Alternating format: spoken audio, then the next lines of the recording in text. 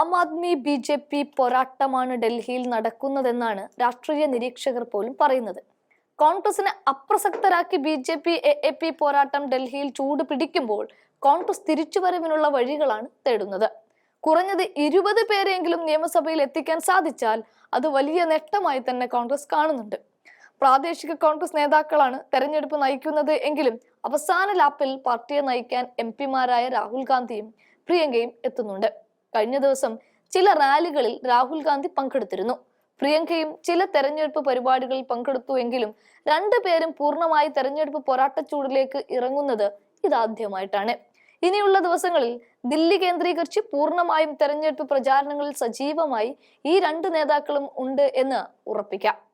ബി.ജെ.പിക്ക് വേണ്ടി പ്രധാനമന്ത്രി നരേന്ദ്രമോദി കളത്തിലിറങ്ങിയപ്പോൾ ആം ആദ്മിക്ക് വേണ്ടി അരവിന്ദ് കെജ്രിവാളാണ് തെരഞ്ഞെടുപ്പ് നയിക്കുന്നത്. ഈ രണ്ട് നേതാക്കൾക്കൊപ്പം നിൽക്കാൻ സാധിക്കുന്ന തലയെടുപ്പുള്ള രണ്ട് നേതാക്കളെയാണ് രാഹുലിന്റെയും പ്രിയങ്കയുടെയും വരവോടെ കോൺഗ്രസിനും ലഭിക്കുന്നത്. നേരത്തെ എ.എ.പി കോൺഗ്രസ് സഖ്യം ഉപേക്ഷിച്ച് ഒറ്റയ്ക്ക് മത്സരിക്കാൻ തീരുമാനിച്ച വേളയിൽ അരവിന്ദ് കെജ്രിവാൾ രാഹുൽ ഗാന്ധിക്കെതിരെ രൂക്ഷമായ രീതിയിൽ വിമർശനവും ഉന്നയിച്ചിരുന്നു.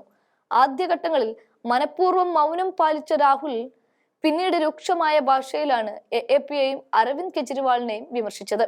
വിമർശനം ദേശീയ രാഷ്ട്രീയത്തിൽ ചർച്ചയായെങ്കിലും കോൺഗ്രസിനുള്ളിൽ വലിയ ഊർജമാണ് ഉണ്ടാക്കിയത്. എ.എ.പിയും കോൺഗ്രസും ഏറ്റുമുട്ടുമ്പോൾ പ്രതിപക്ഷ നേതാവായ രാഹുൽ ഗാന്ധി നിഷ്പക്ഷനായി വേണം തെരഞ്ഞെടുപ്പിനെ നോക്കിക്കാണാൻ എന്ന ആവശ്യമാണ് എ.എ.പിയുടെ മുന്നോട്ട് വെച്ചത്. എന്നാൽ ഡൽഹിയിൽ താൻ ഇറങ്ങുന്നത് പ്രതിപക്ഷ നേതാവിന്റെ റോളിൽ അല്ല എന്നും കോൺഗ്രസുകാരനായിട്ടാണ് എന്നുമാണ് രാഹുൽ ഗാന്ധി മറുപടി പറയുന്നത്. ഇനിയും എ.എ.പി നേതാക്കളുടെ അധിക്ഷേപത്തിന് നിന്നു കൊടുക്കേണ്ടതില്ലെന്ന തീരുമാനം കൈകൊണ്ടതിന് പിന്നാലെ കെജ്രിവാളിനും സംഘത്തിനുമെതിരെ രാഹുൽ ഗാന്ധി ശക്തമായ വിമർശനങ്ങളാണ് ഉന്നയിച്ചത്. ഇതിന് പിന്നാലെയാണ് തെരഞ്ഞെടുപ്പ് പ്രചാരണം അവസാന ഘട്ടത്തിലേക്ക് കടക്കുമ്പോൾ നയിക്കാൻ രാഹുൽ ഗാന്ധി നേരിട്ടെത്തുന്നത്. കോൺഗ്രസ് ക്യാമ്പിന് ആത്മവിശ്വാസം പകരാൻ ഒപ്പം പ്രിയങ്കയും പ്രചാരണത്തിൽ സജീവമായി ഇറങ്ങുകയാണ്. എന്തായാലും നാമനിർദ്ദേശ പത്രിക സമർപ്പിക്കാനുള്ള സമയപരിധി അവസാനിച്ചതോടെ സ്ഥാനാർത്ഥികൾ തിരക്കിട്ട പ്രചാരണത്തിലുമാണ്. ദേശീയ നേതാക്കളെ രംഗത്തിറക്കി കളം പിടിക്കാനാണ് ബി.ജെ.പിയും ശ്രമിക്കുന്നത്. ബി.ജെ.പിക്ക് വേണ്ടി പ്രധാനമന്ത്രി നരേന്ദ്രമോദി, ആഭ്യന്തരമന്ത്രി അമിത്ഷാ, ബി.ജെ.പി മുഖ്യമന്ത്രിമാർ തുടങ്ങിയവർ പ്രചാരണത്തിനെത്തുന്നുണ്ട്. ന്യൂഡൽഹി മണ്ഡലത്തിൽ അരവിന്ദ് കെജ്രിവാളിനെതിരെ മത്സരിക്കുന്ന സന്ദീപ് ദീക്ഷിതിന് വേണ്ടിയാണ് രാഹുൽ പ്രചാരണം നടത്തുന്നത്.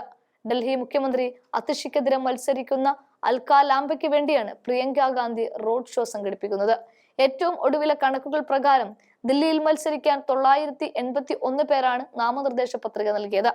പത്രിക പിൻവലിക്കാനുള്ള അവസാന ദിവസം അടുത്തിരിക്കെ ചിത്രം ഏറെക്കുറെ വ്യക്തമായിട്ടുണ്ട്. കഴിഞ്ഞ 2 തവണത്തേതിനെയും അപേക്ഷിച്ച് കനത്ത പോരാട്ടത്തിനാണ് ഇക്കുറി ദില്ലി സാക്ഷ്യം വഹിക്കുന്നതെന്ന് ഇതിനോടകം ഉറപ്പിക്കാം.